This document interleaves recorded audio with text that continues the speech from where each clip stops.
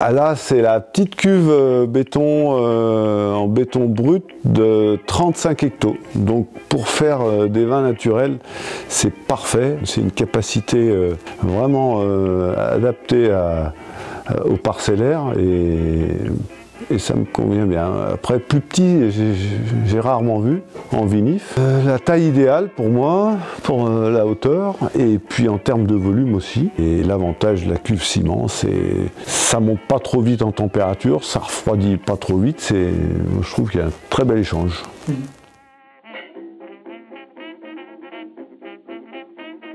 Cette chaîne YouTube qui s'appelle donc Jus de la Vigne. Tous les mois, je pars à la rencontre de 2 vignerons un petit peu dans toute la France. Je propose à ceux qui sont abonnés de recevoir les bouteilles de ces vignerons directement chez eux dans des box mensuelles. Tu reçois 2 bouteilles chaque mois chez toi. Je ne vais voir que des vignerons qui sont certifiés en bio ou en biodynamie et qui font des vins naturels. À la rencontre des femmes et des hommes qui fabriquent le bon glouglou que tu vas recevoir par la poste. Et j'adore le dispositif. En rouge, il va y avoir des cuvées en vinif classique, donc le raisin entier dans la cuve, macération entre 8 et 20 jours, tout dépend du millésime et des vins qu'on veut faire. Et à côté de ça, je fais une cuvée en macération carbonique, donc sans jus. Donc ça fera plutôt une cuvée primeur. Et là, on sera plutôt sur des cuves de vin de garde avec une macération avec raisin entier et avec le jus. Donc là, ça sera plutôt les noirs de rouge et la cabane. Et puis la cuvée primeur, cette année, c'était le bois de laine. Donc on ne pourra même pas goûter puisque c'est tout parti en Beaujolais nouveau. Tu as dit que les premières années, tu sulfitais plus. Qu'est-ce qui a fait qu'au fur et à mesure des années, tu as pu en mettre moins? Est-ce que c'est parce que tes raisins étaient de meilleure qualité? Est-ce que c'est parce que toi, tu avais plus confiance? Je pense qu'il y a une part de confiance. On avance et les vinifs se passent de mieux en mieux. Ça nous rassure, évidemment. On a les copains qui sont là pour nous conseiller aussi, qui nous aident, hein, parce que tout seul, c'est pas simple au début. Et ça se fait petit à petit, et puis une fois qu'on est parti sans sulfite, on n'a pas le choix, on fait avec ce qu'on a. Maintenant, tu n'en mets plus du tout, jamais? Ou si ça s'autorise quand même, si jamais ça devient déviant? Non, je n'en mets plus. Si ça devient déviant, je vais laisser le vin tranquille, j'attendrai une année s'il faut, mais il va se soigner d'une manière ou d'une autre, mais je ne jetterai pas de cuvée, c'est sûr, et j'ai réussi à sauver des vins comme ça en repassant sur des mares, entre autres, et le vin est revenu, et voilà, j'ai sauvé des cuvées comme ça, mais il est hors question pour moi de ramener du SO2 sur des cuvées. Ce sera comme ça jusqu'à la fin de ma vie professionnelle. Tous les ans, je fais un pied de cuve en rouge, je fais un pied de cuve en blanc, 8 jours auparavant. 8 jours avant les vendanges, je fais un pied de cuve et j'incorpore ça à la vinif. Et globalement, ça se passe très bien, ça démarre tout de suite. Donc je me passe même de gaz carbonique au départ des fermentations. Et après, ça roule. J'aime bien démarrer autour de 20 degrés minimum. Donc s'il y a besoin, on chauffe, mais globalement, entre la vendange du matin et la vendange de l'après-midi, ça s'équilibre. On arrive à entre 20 et 25 degrés facilement. Voilà. C'est un peu un vin de garage et qu'on dit que les levures sont beaucoup dans la cave à la base. Est-ce que toi, dès la première année, tu as une fermentation qui s'est faite spontanément ou est-ce que... Non, la première année c'était compliqué, la deuxième année aussi un peu moins compliqué, mais il a fallu, c'était un bâtiment neuf et les premières fermentations en levure indigène n'étaient pas évidentes les premières années, effectivement. Et aujourd'hui, je dirais que c'est... Il y a peut-être... voilà, les levures sont peut-être aujourd'hui... partout dans le cuvage, c'est plus simple, mais au départ, il y a eu des problèmes, oui, c'est sûr. J'ai jamais levuré en bio ou en vin nature, évidemment, mais ça, voilà, ça stagnait, côté peut-être un peu de brette au départ, réduction, voilà, mais c'était pas simple au départ, faut l'admettre. Donc là, on a la partie cuvage, on va aller voir la partie élevage, et puis la partie caveau.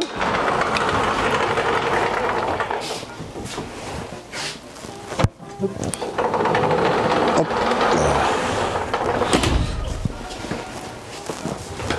Voilà, donc là c'est l'élevage des vins, on va dire pendant un an et demi. Donc il y a quelques pièces de blanc, la cuvée les Rennes, entre autres, et puis tout le reste c'est des rouges, élevage barrique, et puis élevage dans ces petits foudres là de 1000 litres. Le but c'est de garder les fûts toujours houillés, de mettre en bouteille après vendange, donc je me retrouve avec des foudres frais qui restent jamais sans vin. Donc le vin va passer dans une cuve après vendange et il sera à nouveau rempli avec des vins nouveaux. Voilà. Donc pas de méchage de fût, pas de méchage de foudre, donc pas de soufre dans les tonneaux. Et un roulement constant de vin pour tenir les tonneaux houillés. En plus, on est sur une cave béton, donc le taux d'hydrométrie n'est pas non plus important, donc ils ont quand même tendance à sécher, donc il faut garder avec du vin, sinon ça peut être catastrophique pour les tonneaux. Toi, tu penses que du coup le bois apporte quand même quelque chose, une oxygénation intéressante? Les vins dans les fûts et foudres ont la capacité de s'éclaircir très vite. Et il y a quand même un échange avec l'air. C'est tous des vieux fûts, hein, donc les foudres là, ils ont 35-40 ans. Et les pièces ont minimum 10 ans, 15 ans, 20 ans. Donc c'est pas du tout pour avoir un côté boisé, surtout pas. Voilà. Tu as parlé de clarification. Est-ce que c'est quelque chose qui a été compliqué sur tes premiers blancs en 2008 de faire comprendre que les vins étaient un peu troubles? J'avais une clientèle auparavant sur des vins conventionnels avec des vins clarifiés, donc filtrés. Et du jour au lendemain, je suis passé avec des vins non filtrés. Donc le but c'était de les clarifier un maximum. L'avantage en pièces, le vin avec un soutirage, le vin, on peut avoir des vins très clairs, sans aller jusqu'au fond du tonneau, sans filtration. J'avais des vins suffisamment clairs. Et aujourd'hui, je dirais que les vins sont peut-être un petit peu moins clairs parce que je mets en bouteille peut-être un peu plus tôt. Les premières années, c'était au moins 2 ans d'élevage. Et aujourd'hui, ça va être 1 an. Les personnes habituées au vin naturel ne regardent pas. Si c'est trop trouble, on va juste avoir la remarque, mais ça va pas gâcher le... Là, on est parti sur tout le même style, tu vois, avec le gros châtaignier qui était... on passe devant, là, ouais, qui a plus guère de branches maintenant. Et puis, il y a ça qui change, là, le petit logo. Et puis, bon, on a tout mis, les mentions sur le côté. Ça fait un peu plus... Avant, c'était plus chargé. Voilà. C'est aussi une question qui revient souvent, c'est comment est-ce qu'un vigneron choisit son style d'étiquette? Est-ce que ça a été compliqué pour toi de trouver? Est-ce que tu as fait appel à quelqu'un, un graphiste pour t'aider? Est-ce que tu avais déjà une idée un peu en tête de ce que tu voulais avoir?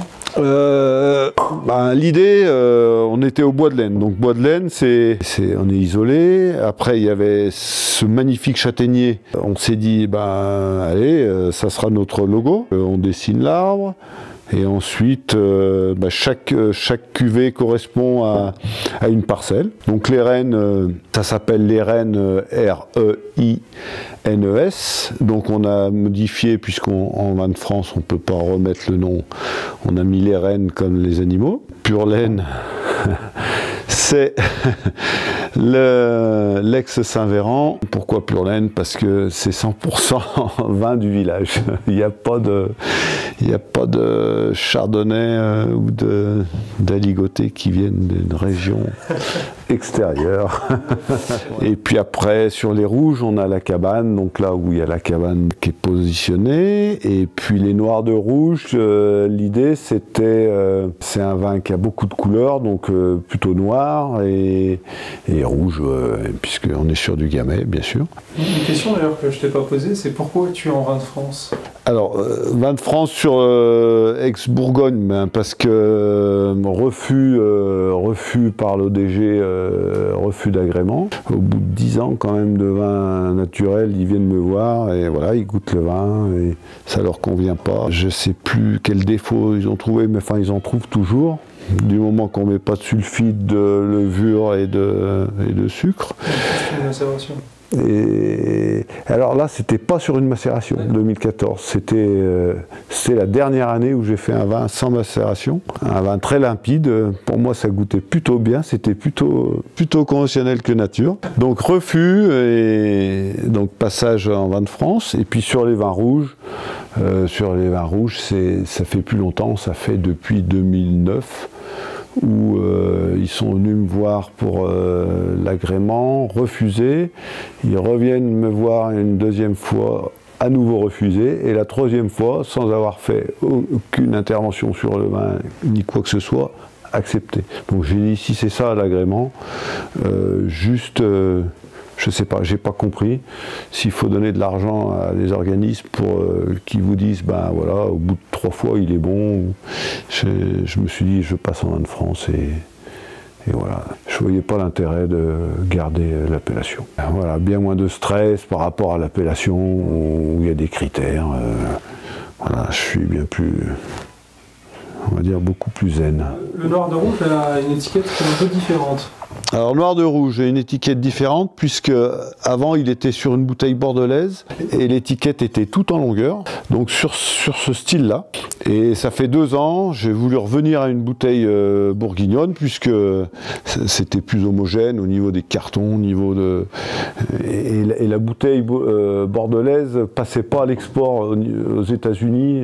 C'était plutôt le haut de gamme que j'avais ici était en bouteille bordelaise. Et pour les Américains, la bouteille bordelaise, ça dénigre le vin. Donc je suis revenu en bouteille et ça me simplifie beaucoup. Alors noir de rouge, c'est les vieux gamay montés en gobelet, enherbés et avec des faibles rendements. On a du mal à passer les 10 hecto-hectares. Voilà. C'est plus concentré, il y a plus de matière, c'est plus tannique. Là on est sur un vin un peu plus glouglou, un peu plus facile et voilà, ça fait vraiment deux vins différents. Bah, on va passer à la dégustation. Tac. Donc tu as dit 8 jours de macération. 8 jours là-dessus, ouais.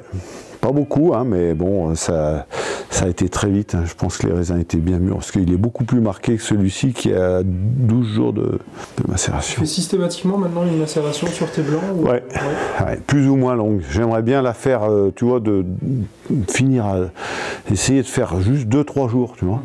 Pour qu'il y ait ce contact avec les baies. Ce qui fait que maintenant tu la fais systématiquement. Une vinif qui se passe sans... Je peux te faire goûter un 2017 qui a été pressé directement. Il est toujours en barrique et tu peux pas le boire, quoi. Il reste du sucre, il n'est pas fini, c'est incroyable, quoi. Alors que ça, les sucres se finissent, la malo se fait, enfin tout se fait systématiquement, facilement, quoi. Donc ça c'est noir de rouge, donc ça c'est les vieilles vignes, là, les vieux gobelets. 17. Le nez c'est un... Épicé à l'attaque et ouais. Derrière ça... Ouais. Tu sens que tu as un peu plus d'extraction. Ouais, franchement, je trouve que ça goûte vachement bien. Et tu vois, alors en dégustation, 2 fois hein, quand même. Hein. Dégustation à l'aveugle, oui. Au milieu de plein de Beaujolais. Donc il y avait Jérôme Guichard, il y avait Le Voisin, les Chardiniers. Hein. Donc ça, et ben, c'est sorti Côte-du-Rhône. Ils m'ont tous dit Côte-du-Rhône. Il y en a un qui a dit Loire. Et les 3 autres ont dit Côte-du-Rhône. Je dis putain, les mecs. Ça, donc c'est en semi-carbo aussi? Oui, ouais, voilà, c'est fait comme la cabane là, okay. Semi-carbo. 1939 quoi.